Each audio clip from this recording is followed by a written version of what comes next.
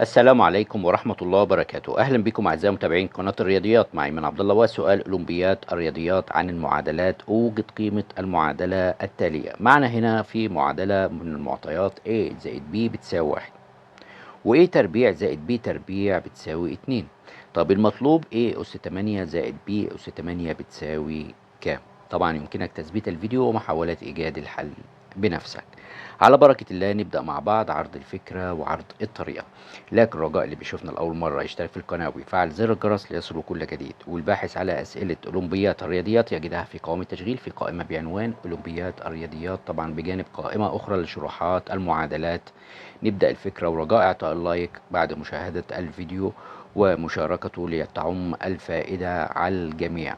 وطبعا هنا الحل لو انت ابتديت تحل الناتج هنا لان في البعض يقول لك الناتج 8، طبعا الناتج ده هيكون خطأ. هنشوف مع نفسنا الحل بالخطوات ازاي هنوصل للحل الصحيح.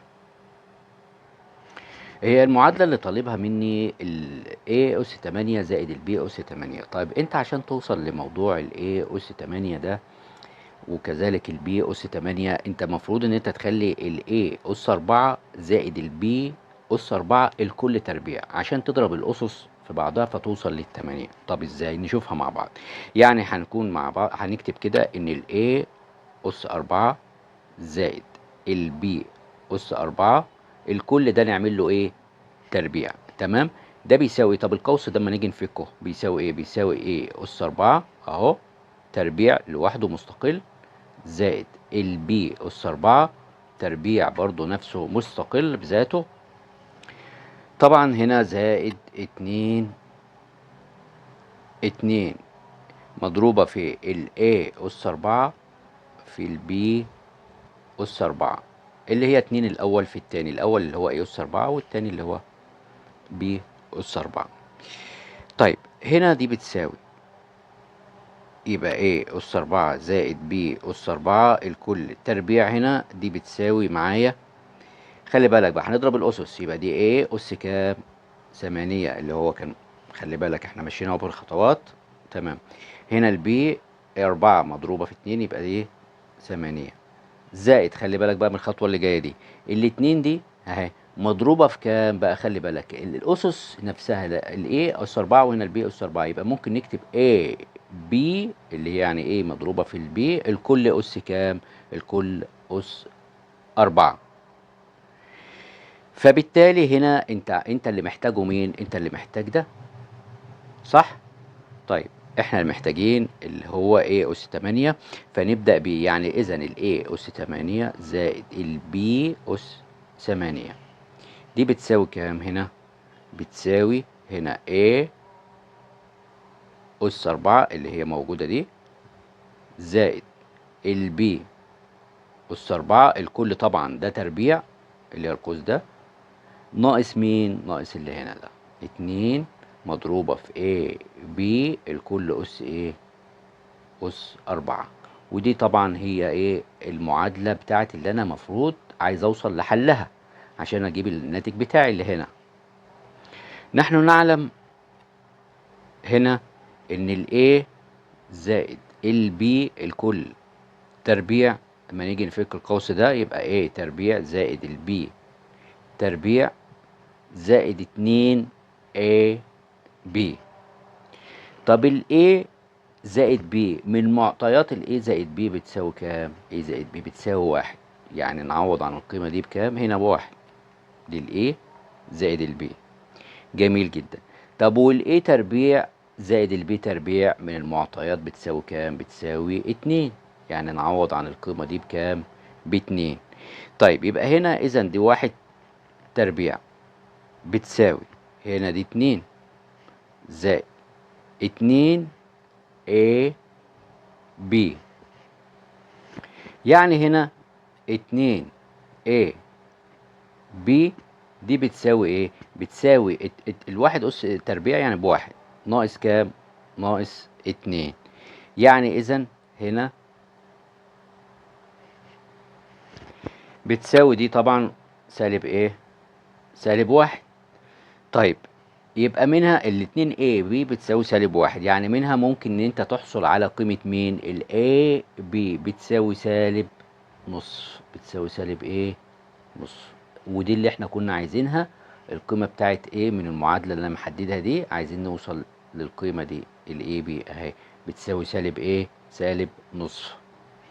طيب دي كانت من المعادلة الأولى اللي هي من المعطيات بتاعتنا دي، تمام؟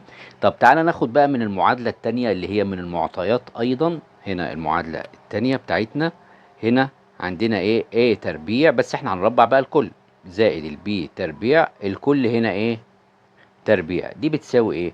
بتساوي a تربيع الكل طبعا تربيع، زائد البي تربيع الكل هنا تربيع، زائد 2 a تربيع b تربيع. وطبعا دي من المعطيات بتساوي الاتنين، فنبتدي نقول هنا يبقى دي 2 تربيع بتساوي، اضرب الأسس، يبقى ايه أس كام؟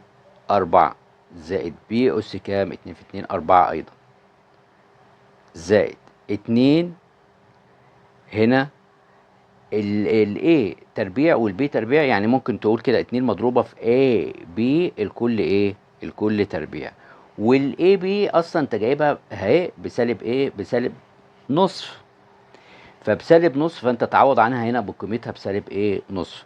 طيب يبقى اذا هنا دي الناتج بتاعها 4 بتساوي 4 هنا بتساوي A أس 4 زائد B أس 4 زائد الاتنين دي اهي مضروبة في ايه؟ في سالب نصف الكل تربيع.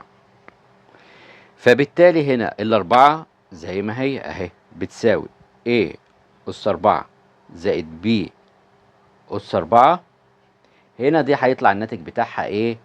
نصف، بضرب الاتنين في مداخل القوس. طيب هنا دي تؤدي لايه؟ احنا عايزين طبعا مين؟ الايه اس 4 زائد البي اس 4، فبالتالي هنا الايه اس 4 زائد البي اس 4 دي بتساوي الاربعة ناقص ايه؟ 4 ناقص نص، 4 ناقص نص يعني 3 ونص، 3 ونص ممكن نكتبها بصورة 7 على الاتنين، بتساوي 7 على ايه؟ على الاتنين. يبقى اذا الايه اس 4 زائد بي اس 4 بتساوي 7 على ايه؟ على الاتنين، لان احنا محتاجينها اهي، دي في المعادلة اللي احنا موجود دي جبناها خلاص بسالب نص، فاحنا محتاجين دي نوجدها اهي، طلعت ب7 على الأربعة. فبالتالي ال A أس 8 زائد ال B أس 8 دي بتساوي ايه؟ بتساوي هنا كنا جايبين المعادلة، انا بكتب المعادلة اللي هي داخل القوس ده، بتساوي اهي زي ما احنا شايفين A أس 4 اهي A أس 4 زائد البي أس 4 الكل طبعا هنا تربيع، ناقص 2 A B الكل أس كام؟ 4.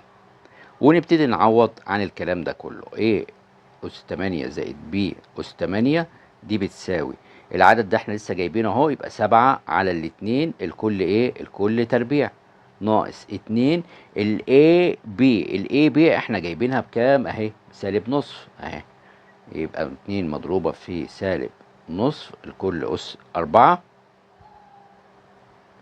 يبقى دي بتساوي هنا معاك 49 على الاتنين، هنا لا الاتنين تربيع يبقى 4 بدل الاتنين، يبقى دي كده 4 ناقص هنا لما نخلص المسألة دي هيكون معاك الناتج هنا 2 مضروبة في 1 على 16، خلي بالك، يبقى هنا 1 على كام؟ على 16، يبقى الناتج ده 1 على 16، يبقى هنا الناتج ده، ولما نضربها في 2 يعني نختصر الاتنين دي مع 16 تبقى 8، يبقى هنا تمن، يبقى هنا ايه؟ تمن. ودي بتدي بقى ايه؟ نعملها مسألة عادية خالص، مسألة كسور، فدي بتساوي هنا يبقى الايه أس 8 زائد البي أس 8، المقام الجديد معاك هنا هيكون 8 على الأربعة فالاتنين، اتنين اضربها في ال49 يعني 98 ناقص هنا الواحد، يبقى الناتج هيكون معانا 97 على كام؟ على 8. 97 على 8 يعني هنا بتساوي 12 و 125 من ألف، وهذا هو الناتج الحل. شكرا لكم، والسلام عليكم ورحمة الله وبركاته.